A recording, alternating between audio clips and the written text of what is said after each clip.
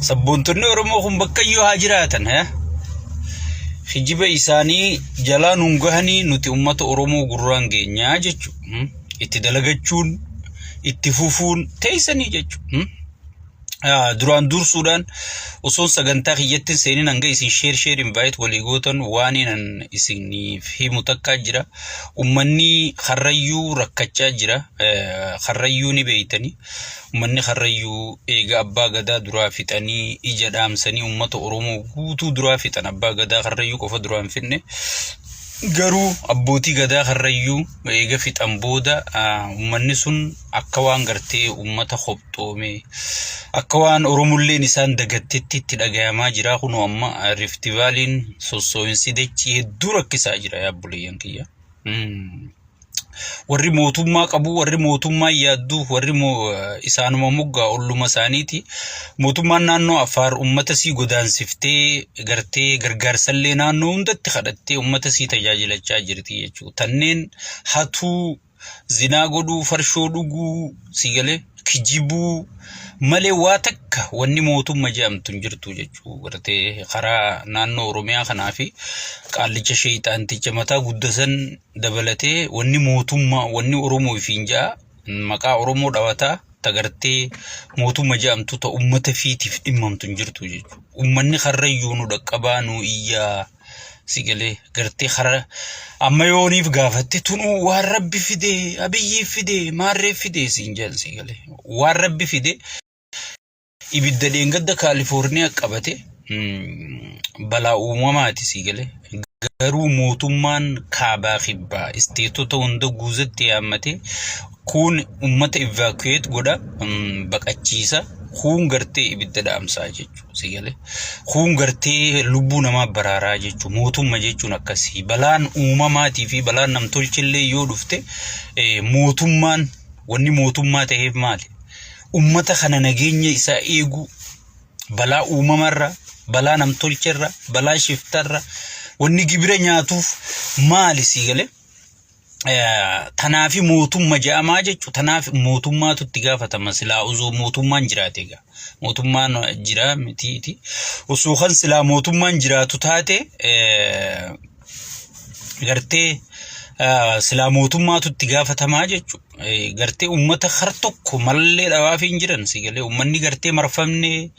gartee wanni gurra keessaa nu iyyaa ilmaan hirriiban harkatanii dachiin sossoohaa jirti manni nu jeeqaa jira sigalee. Boo sagalee warri jettan kun ummanni nu dhagaa jiraati bahaa deebi'a. Bahaati deebi'a sagaleen bareedduudha. Laaleetiin harkaa. Chat with Patrick Mahomes in a media scrum, and he has a lot of respect for Latroy Hawkins. He says the Twins are his. So sagalen bareedduudha bahaati deebi'a. So saniifuu silaa gartee mootummaatu itti gaafatamaa jechuudha. Maaliif mootummaan ummata baqachiisu qaba, ummata nageenya isaa eegu qaba, ummata wajjichi taa'ee aanarraa eegalee hanga godinarraa naannoon federaalarraa baatutti sigalee gartee galatooma waan maraattu takka as keessaa sagalee jaati. So saniifiin bahi deebi'een. So saniifi mootummaatu itti gaafatamaa jechuudha. Balaa dhuftu hundaaf mootummaatti gaafatamaa jechuudha.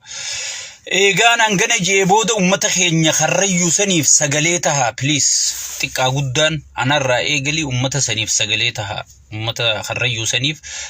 sagalee tahaadha. Invite share godhaadha. Amma kara sagantaa keenyaa kaniin arra dhufee fittiin seena gartee tokkoffaa mata dureen akkuma jedhamutti salphina Abiyyi jetti odoo aamme taamman geesse break news qabannee isinii dhufnee jirra. Itti aansuudhaan olola gartee Jaawar Maammatiin amanamu Jaawar akkana Jaawar bilisoomne jee mootummaa kana khashakki irraa qabdu baatirii fudhadhu ganda keessa deemi ilaali jee Jaawar akkana ju'uu fi deebii quubsaa qabadheetiin akka sammuun tiyya yaaddetti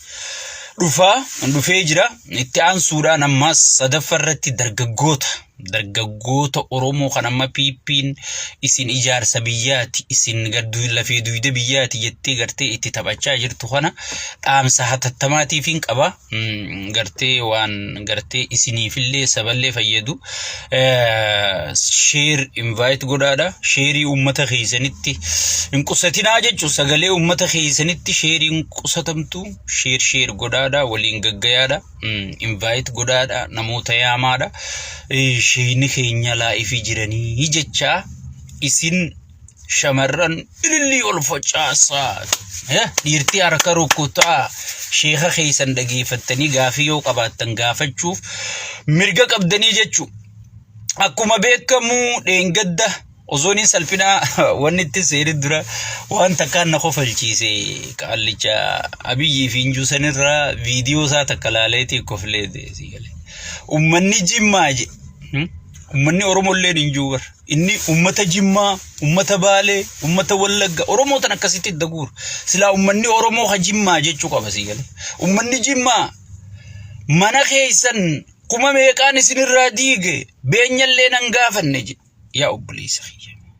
bar wallaala سيقال الديوس حد المدل خديزر حشش يا عبر عربني سيقال ديوس نقرتي يوفوتي أرشين تويتلي إني سيقال غرقالي وداني فرابا غرقالي ودوي فرابا جيجو سيقال ديوسني بوانك أبول سينجي موميش منستيراتي متي مالف وان فيتنقول موميش منستير سيقال ما إني موميش منستير بياتي مو سيقال gooti ganda saati qotuu deemamu ma ummanni gartee isinirraa mana diigee waa takka nan gaafanne hay mo akka mootummaa Itoophiyaatti waan balleesse mootummaan kafaluuf dirqama qabaaba sigal kanaa beekaa dura maalif beekanaan jiha ministeera bar ministeera magaalaati moo muummicha ministeera nu dhibe sila ministeerri magaalaa sila tawaan akkana dhiifamaa mana keessanillee isinillee mari'achiifne jettee dhiifama gaafachuu qabdu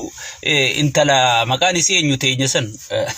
caaltuu saanii ta'e fiin jettu san caaltuu saanii san sila ministeera magaalaati jechu yaa obboleesso banna michuhum muummicha ministeeraati moo ministeera magaalaati na dhibe bar magaalaa yoo toltees yoo baddees ministeera mataa isii qabdii jechuutti bagaafatam sigale qabeenya ummata taa'ee ummata mari'achiisee ummata beenya kafalu ministeera jira jechu ministeera magaalaa janii jirti jechu sigale bar khun dalagaa sin qabu woggi nuti jennu humaati sin beeku wahiis hogganuun danda'u gartee dura way beeka seenee jalatti hidhanne wanta duwwaa qorqorroo ta'uu isii garraan jalaa darsamarannee woggi isiniin jennu nuti wajji dalaynee beeyna sirna kan amma dhiyootan Adaanech Rabbi isii khaaseeti mana lama isa Duubaayee biftee footoo arkitanii footoo Adaanech peejii isii yoo kalaaltan taate dhiyootan inni biran jiru mana lamaan tokko kan eebifte sigale mana lamaan tokko kan amma dheengadda uggii isaa salaatuudhaaf dura isaaf salaatanii beeytaa ozoon biiroon seenne biiroo isaa dhaqanii isaa sujuudanii bildiqinnaan tun hundisi ta muslimalleen ta kiristaanaa ta waaqeeffatan hundi isaa salaatteeti kara biiroo deemti jechu isaa salaatuuf kuma dhayxeen fuulli nugusaatti jijjiirame yaa rabbi maaliin balleesse qaallittiin nu hollachuu seente nugusa kiyya maaliin balleesse maaliin yakke jenna hay maaliif akkana nagoota iyyenja maaliin si godhame rabbi sodaadhu mana san akkamin na Duubaayee bifta rabbi sodaadhu yaa Adaanech maana taphatte iyyenjan sigale hay baran biizi siseetiin eeybisee ganaattiin deebu hay biizi maali ammanaan ciisaa oolaani beeytaa dalagaan hin jirtu manaa ozooni mana jiru akkamitti na Duubaayee bifta iyyenjan sigale nama sadarkaa sanitti gabbu yoo karaa xiqqaa tokko isa Duubaayee bisan namatti aaru sigale maaliif dalagaan qabu jechu guyyaa dheeraa paarkii tana jaarrate dulloota gurguddaa kana walitti qabate kana wajji gartee paarkii keessa taphachaa oola sigale diplomaasiin biyyaa duutuu isa yaachiftu qaala'insi jireenyaa ummata rakkisu jiru kun isa yaachisu daangaan biyyaa kasarbamu jiru isa yaachisu inni tanarraa quban qabu jechu paarkiin har'a meeqaa eebbifa harakamtu dhugumaan isinii hojjiraa bara maal kofalta sigale hayyee ganaatti deebitee na Duubaan eebisin jette akka dhiiticha huddun naqe qaallittiin hudduu fi qabdee kutte jansi galee hara biiroo soo nama kanaatii jechu mee akka muummicha ministeeratti akka akka muummicha ministeera biyyattiitti gartee beenyaa baasuu qabamoo ummataaf sigale mana hangana isinirraa diigeen hangaafanne bar jimmana deeggarti jimmana wajji jirti ummanni oromoo jimmaa kun hundina harka jira jechuu saati bar akka yaada satti sigale falfalli gowwaa hin dhokhatu jani beeta falfalli gowwaa hin dhokhatu jette oromoo doggeema sigale inni akka yaada satti warri jimmaa kun guutuun na wajji jira hay warri jimmaa meeqaatu ifannise sunoo jaalalateetiif ifannise meeqaan maraatee biyyaa ba'e jaalalateetiif maraate meeqaa daandirra jiraachuu jira jaalalateetiif daandirra jiraachuu jira yaa khazaab rabbii tokkichan sodaatu sigale hiyyeessi quufe rabbiin abooja jaan sigale rabbii tokkichan sodaatu nama sodaattu hin qabdu sigale naamusaan qabdu so wahuma siin ja'amuu rabbiin tokkichichirra se kaaye ichumaan se hambisuu yoo taate malee wanni nuti godhuu dandeenyu takkalleen hin jirtu akkanatti ummata baacuu jira jechuudha tanaasoo keessattiin itti isinii dhufa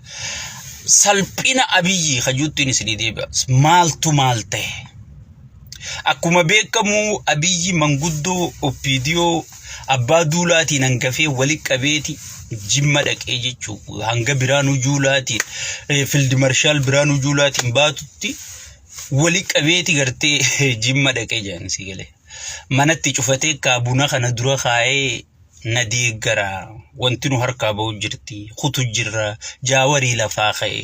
taayyeeni gartanii lammaa lafaa ka'e sigale hayyoonni oromoon qabdu marti sigale kolkolee fi gartee waan xaasaa gartee amma miidiyaarraa galaw jettu tana malee namni silaa nama ji'ee namni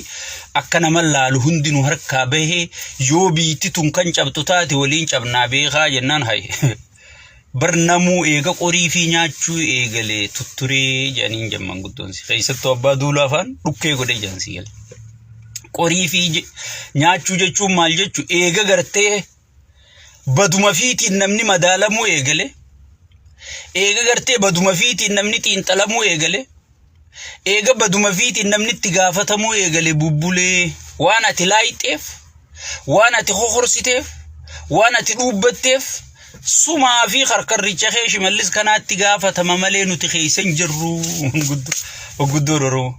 hay akkamitti